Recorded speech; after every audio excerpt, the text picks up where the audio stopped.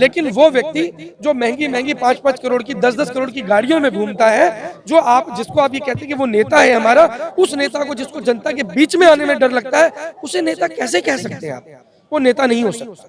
वो केवल और केवल दलाल है। देश के दलाल पैदा कर दिए हैं इस देश की राजनीति ने। वो दलाल है जो 5-5 करोड़ 10-10 करोड़ की गाड़ियों में घूमते हैं, जिनके जिनके बच्चे विदेश में जाकर पढ़ते हैं।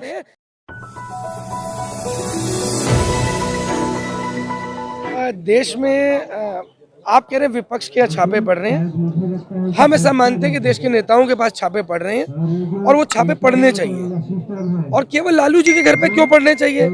भाजपा के भी तो बहुत सारे नेता हैं, वहां भी तो पड़ने चाहिए। तो कांग्रेस की विधायक के पास भी तो छापा पड़ा था ईडी का, तो बाद में क्या हुआ? देखिए, कभी कभी छापे जो है ना गलती से भी पड़ जाते हैं, कभी कभी उन लोगों के भी छापे पड़ जाते हैं जो भाजपा छोड़ के दूसरी पार्टी में जाने का प्लान कर रहे होते हैं। कभी कभी उन लोगों के छापे पड़ जाते हैं जो भाजपा में आना नहीं चाह रहे होते, लेकिन उनको भाजपा में लाना होता है। तो ये आपको समझना पड़ेगा। हम राजनीति के विद्यार्थी हैं, हम इन चीजों को समझते हैं, और आप जो सवाल पूछ रहे हैं आप इन चीजों को नहीं समझ पा रहे हैं। फर्क सिर्फ इतना सा है।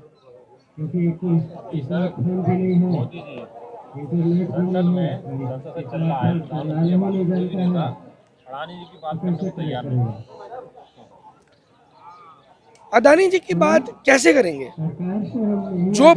जो भाषा सरकार को अदानी जी के लिए बोलनी है वो तो बोल रहे हैं, वो तो बोल रहे हैं। मोदी जी ने कहा था कि मैं 138 करोड़ देशवासियों, उन्होंने कहा था, माना थोड़ी था। मानने में और कहने में जमीन आसमान का फर्क है।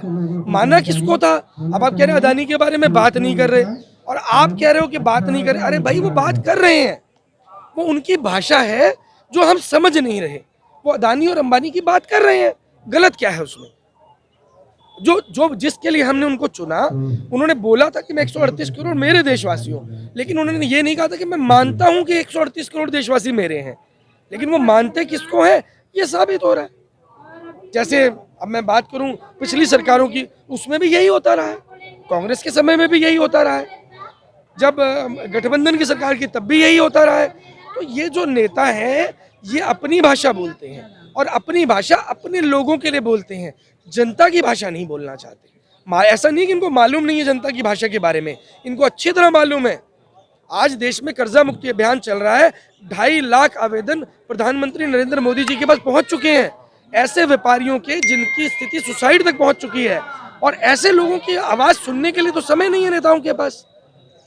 देश में पिछले 1 साल के आंकड़े को आप उठाकर देखो, किसानों के सुसाइड से ज्यादा व्यापारियों के सुसाइड हो चुके हैं।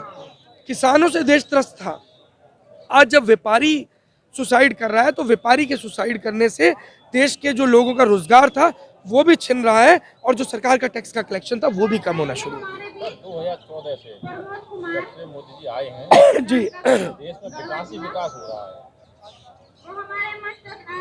हाँ, तो विकास हो रहा है ना, तो समस्या क्या है? मैं थोड़ा सा रिफाइन करने की कोशिश करूंगा। समस्या ये है कि विकास जो है अभी उन 100 परिवारों का हो रहा है जिनका 10 लाख करोड़ रुपए माफ किया गया है, और एक तरफ वो जनता है जो देश की अर्थव्यवस्था को चलाती थी, उसके लिए 10 लाख करोड़ तो छोड़ो, 10 रुपए भी माफ करने को तैयार नहीं है। किसानों को मुआवजे के चेक मिलते हैं पूरे देश में, किसी को 10 रुपए का चेक मिलता है, किसी को 50 रुपए का चेक मिलता है।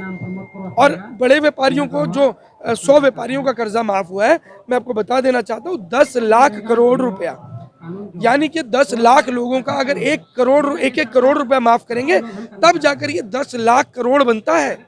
और शायद पूरे देश की जनता पे भी इतना कर्जा नहीं है जितना केवल 100 व्यापारियों का माफ किया गया।